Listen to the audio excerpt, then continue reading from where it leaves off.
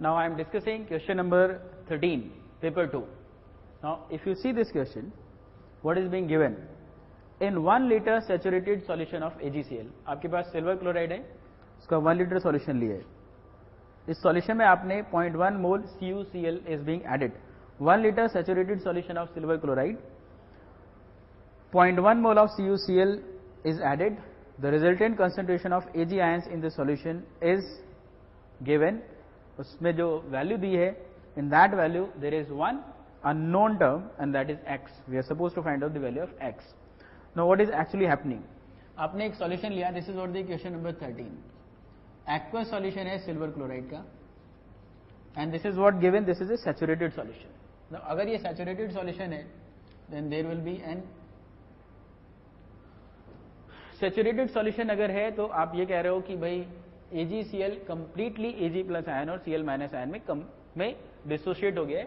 Now more AgCl अगर हम डाल दें तो AgCl सॉलिड भी एग्जिस्ट करने लगेगा. सैचुरेशन का मतलब है clearly written saturated solution. Saturated solution का मतलब है यहाँ पर Ag आयन और Cl आयन कंसेंट्रेशन जितना मैक्सिमम AgCl में डाल सकता था उतना मैक्सिमम अमाउंट डाल चुका हूं. Now more AgCl if added then AgCl solid की फॉर्म में एग्जिस्ट करेगा.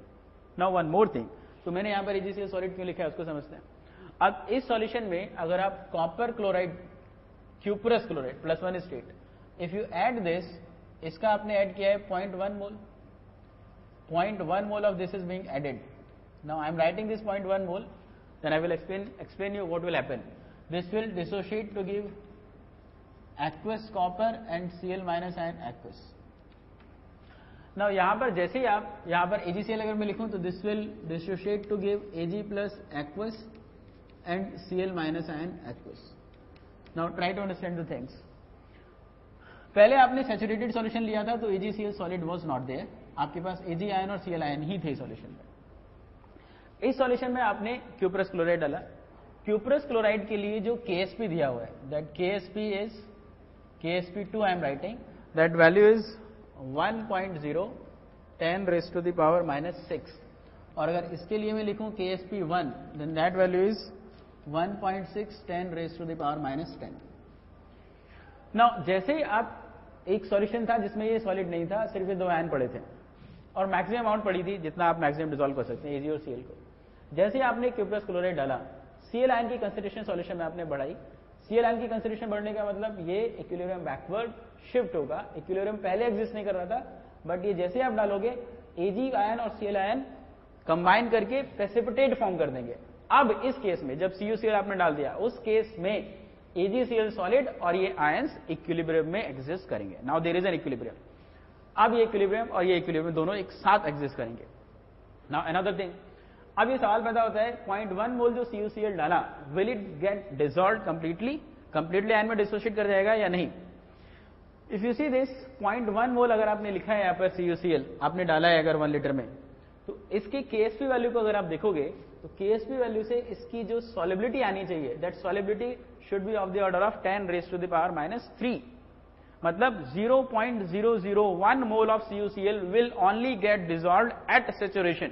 अगर प्योर वाटर में सॉल्यूशन बना दें तो 0.001 मोल ऑफ CuCl ही डिसोशिएट करके कंप्लीटली आयंस में कन्वर्ट करेगा. उससे ज्यादा अगर आपने CuCl डाला है then this and this will be in equilibrium.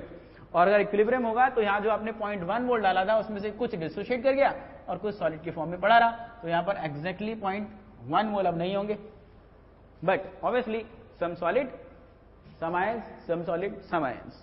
अब यहां पर मैं मान लेता हूं कि इसकी सॉलिबिलिटी है S1, तो इस AgCl के S1 मोल्स, Cl आयन के S1 मोल्स AgCl से आ रहा है. यहां पर आप मान लेते हैं कि भाई Cu प्लस और Cl माइनस, तो यहां से आपने लिख दिया S2 और यहां पर ये लिख दिया आपने S2. और ओवरऑल अगर आप देखें तो S2 plus S1, Cl ion की कंसंट्रेशन क्या होगी, S2 plus S1 and this is again S2 plus S1. We can treat it like this. So obviously we will get two equations.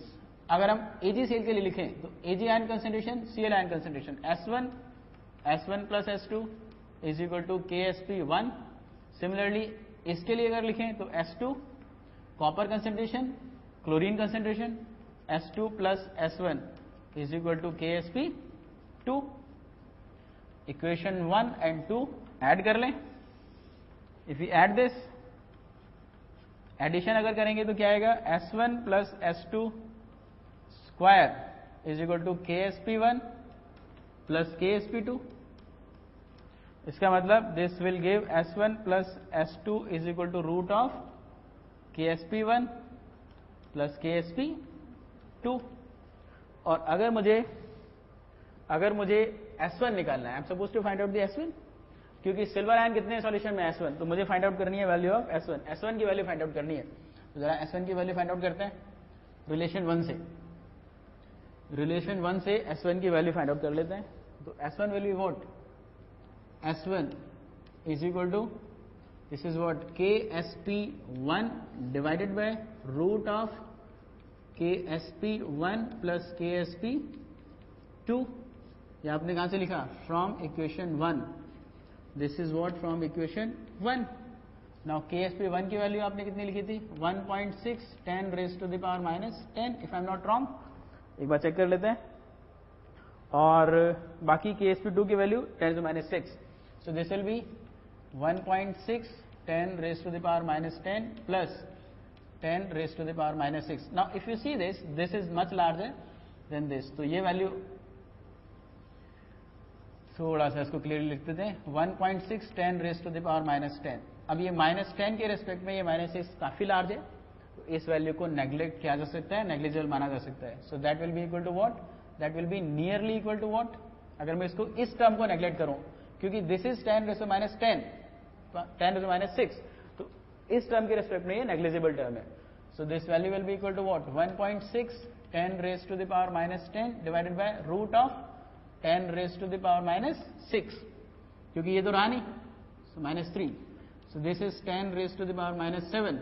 So that is equal to what, 1.6 10 raise to the power minus 7. Now if you compare with the question में क्या लिखा है, in question what is given, in question this is given according to the question what is given, S1 should be 1.6 10 raised to the power minus x. It shows what, x is equal to 7. So x is what, x is equal to 7 is the answer.